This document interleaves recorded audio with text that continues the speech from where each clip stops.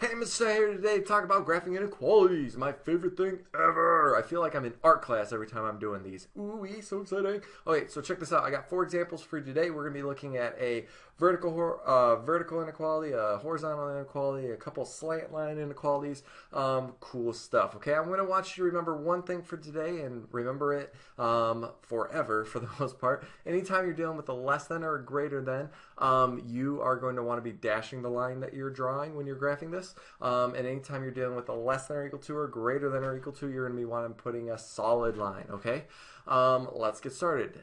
Example number 1. Okay, example number 1 has x plus 4 greater than or equal to 5, okay? I'm going to get x by itself before I go ahead and graph this, all right? So let me subtract 4 from both sides. I got minus 4, I got minus 4, and I get x is greater than or equal to 1, okay? This is what I'm going to need to graph.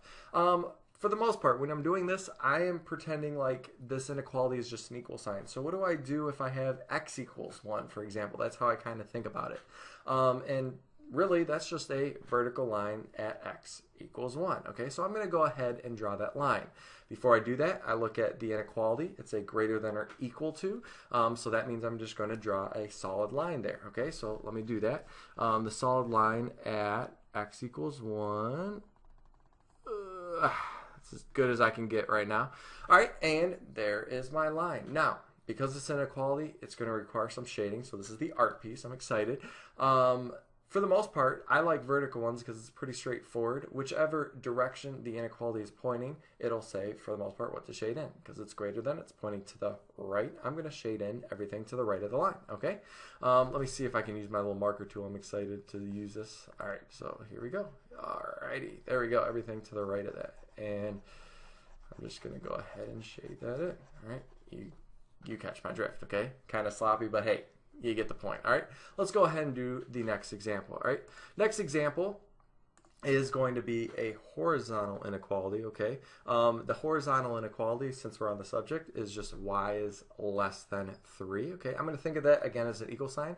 Y equals 3 is just a horizontal line at y equals 3, okay?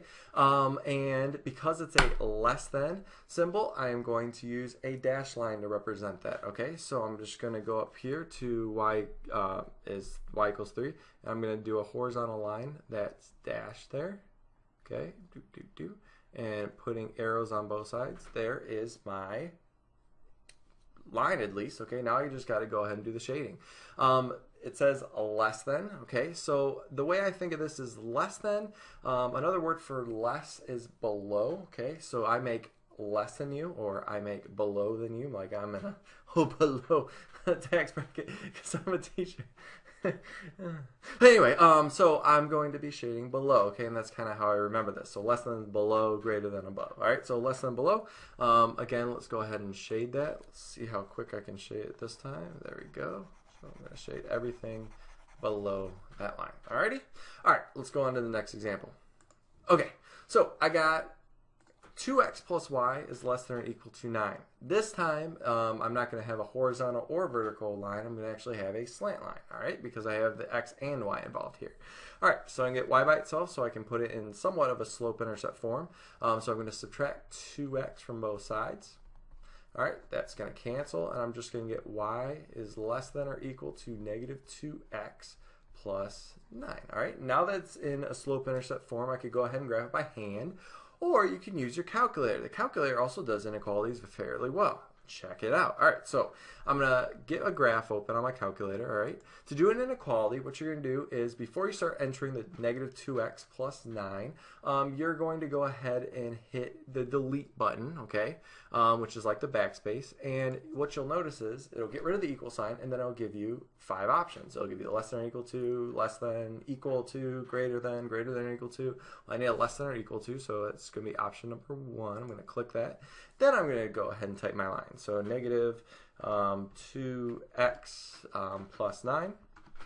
and I'm going to hit enter, all right, on my calculator. And you'll notice very nicely, this just goes ahead and does everything for you.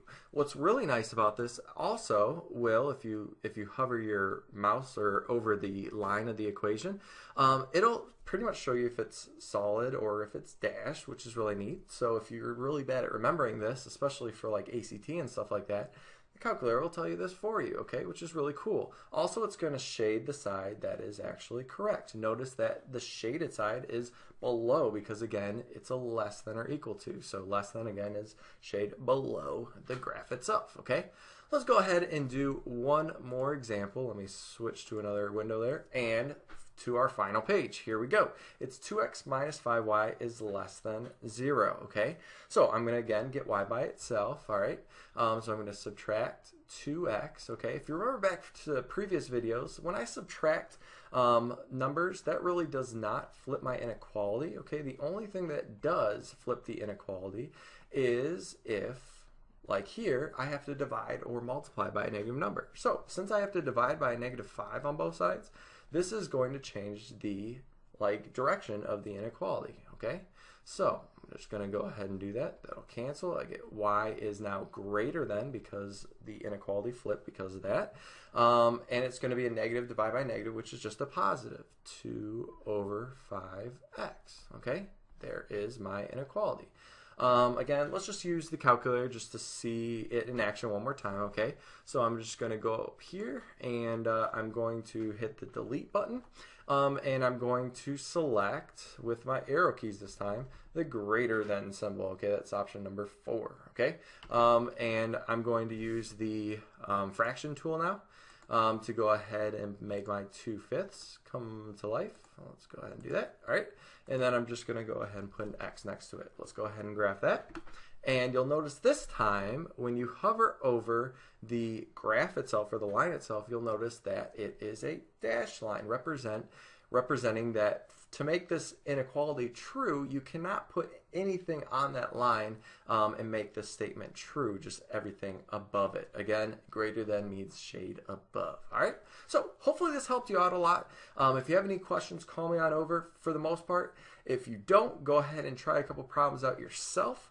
I will see you next time. Have a good day. Goodbye.